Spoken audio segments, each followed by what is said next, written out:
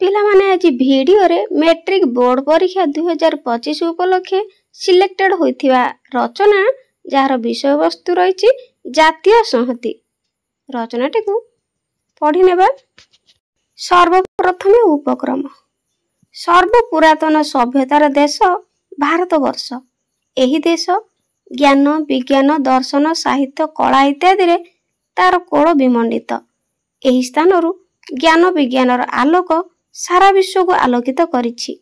ଏହି ଦେଶକୁ କିଏ ଧାଇଁ ଆସିଛି ଧନ ପାଇଁ ତ ଆଉ କିଏ ଜ୍ଞାନ ପାଇଁ। ସକଳ ଧର୍ମାବଲମ୍ବୀ ଏହାରି ବକ୍ଷରେ ଆଶ୍ରିତ। ଏହି ଶାନ୍ତି, ମୈତ୍ରୀ ଓ ପ୍ରୀତିର ପରମସ୍ଥଳୀ ଭାରତ ଇଂରେଜମାନଙ୍କ ଶାସନ ଶୃଙ୍ଖଳରେ ଦିନେ ଆବଦ୍ଧ ହୋଇ ରହିଥିଲା। ଦୀର୍ଘ ଦିନର ହିଂସା, ଅହିଂସା ଯୁଦ୍ଧ ଫଳରେ 1947 ମସିହା ଅଗଷ୍ଟ 15 ତାରିଖରେ ଭାରତ ସ୍ୱାଧୀନତାକୁ ତୋଳି ନେଲେ ଭାରତର ଉତ୍କଣ୍ଠିତ ନରନାରୀ। ଆଉ ଏହାପରେ ଭାରତବର୍ଷ ସାର୍ବଭୌମ ଧର୍ମନିରପେକ୍ଷ ଗଣତନ୍ତ୍ର ରାଷ୍ଟ୍ରରେ ପରିଣତ ହେଲା। କିନ୍ତୁ ପରବର୍ତ୍ତୀ କାଳରେ ଭାରତର ଐକ୍ୟ କ୍ରମଶଃ ଦୁର୍ବଳ ହେବାକୁ ଲାଗିଲା। ସ୍ୱାଧୀନତାର 63 ବର୍ଷ ପରେ ଭାରତର ଜାତୀୟ ସଂହତିର ଜୀର୍ଣ୍ଣଶୀର୍ଣ୍ଣ ରୂପକୁ ପ୍ରତ୍ୟେକ ବ୍ୟକ୍ତି ଲକ୍ଷ୍ୟ କରିପାରୁଛନ୍ତି। ଏଥି ନିମନ୍ତେ ସୃଷ୍ଟି ହେଉଥିବା ପ୍ରତିବନ୍ଧକ ଗୁଡ଼ିକ ଆଜି ଚିନ୍ତାର ବିଷୟ ହୋଇଛି। ଜାତୀୟ ସଂହତି ଦୁର୍ବଳ ହେବାର କାରଣ। କାଳର ପ୍ରବାହରେ ବିଶାଳ ଭାରତବର୍ଷ ଧର୍ମ ଓ ସାମ୍ପ୍ରଦାୟିକତା ପାଇଁ ଖଣ୍ଡ ଖଣ୍ଡ ହୋଇଅଛି। ପ୍ରତ୍ୟେକ ଭାଷାଭାଷୀ ନିଜ ଅଞ୍ଚଳର ପ୍ରାଧାନ୍ୟ ବଜାୟ ରଖିବା ନିମନ୍ତେ ହୀନ ଉଦ୍ୟମରେ ରତ। ଭାଷା ଭିତ୍ତିରେ ଅନେକ ଅଞ୍ଚଳ ଭାରତରୁ ଅଲଗା ହୋଇଯିବାର ମସୁଧାରେ ରହିଛନ୍ତି।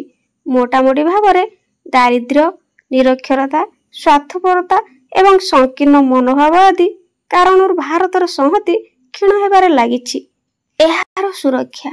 ଜାତୀୟ ସଂହତି କ୍ଷେତ୍ରରେ ଯେଉଁ ସବୁ ପ୍ରତିବନ୍ଧକ ଦେଖାଯାଇଛି ସେସବୁ ଆମ୍ଭମାନଙ୍କୁ ଦୂରେଇ ଦେବାକୁ ପଡ଼ିବ। ନିଃସ୍ୱାର୍ଥପର ଭାବ ହିଁ ଜାତୀୟ ଚରିତ୍ର ଗଠନ ଦିଗରେ ସହାୟକ ହୋଇଥାଏ। ଜାତି, ବୈଷମ୍ୟ ଓ ଧର୍ମାନ୍ଧତାକୁ ସମାଜରୁ ଦୂର କରିବା ଦିଗରେ ଜନସାଧାରଣଙ୍କ ମଧ୍ୟରେ ସଚେତନତା ସୃଷ୍ଟି କରିବା ଆବଶ୍ୟକ। ତେଣୁ ସମ୍ବାଦପତ୍ର, ବେତାର ଯନ୍ତ୍ର ଓ ଟେଲିଭିଜନ ଆଦି ଗଣମାଧ୍ୟମ ଗୁଡ଼ିକ ଜରିଆରେ ତତ୍ ସମ୍ପର୍କୀୟ ବିବିଧ ଆଲୋଚନା ଓ ଚିନ୍ତାଧାରାକୁ ପ୍ରକାଶ ତଥା ପ୍ରସାର କରିବା ନିତାନ୍ତ ଆବଶ୍ୟକ। ଉପସଂହାର। ଜାତୀୟ ସଂହତିର ମୂଳ ଲକ୍ଷ୍ୟ ହେଉଛି ଜନନୀ ଜନ୍ମଭୂମିଶ୍ଚ ସ୍ୱର୍ଗାଦପି ଗରୀୟସୀ। ଛାତ୍ରାବସ୍ଥାରୁ ପାଠ୍ୟକ୍ରମରେ ଦେଶପ୍ରେମ ସମ୍ବନ୍ଧୀୟ ଲେଖା ମାଧ୍ୟମରେ ଛାତ୍ର ସମାଜର ହୃଦୟରେ ଜାତିପ୍ରୀତି ସୃଷ୍ଟି କରିବା ପାଇଁ ସରକାର ଚିନ୍ତା କରିବା ଆବଶ୍ୟକ। ପିଲାମାନେ ଭିଡ଼ିଓଟି ପସନ୍ଦ ଆସିଥିଲେ ଚ୍ୟାନେଲକୁ ଲାଇକ୍, ସେୟାର, ସବସ୍କ୍ରାଇବ୍ କରିବା ପାଇଁ ଜମାରୁ ଭୁଲିବେନି। ଆଜି ପାଇଁ ରହୁଛି, ଧନ୍ୟବାଦ।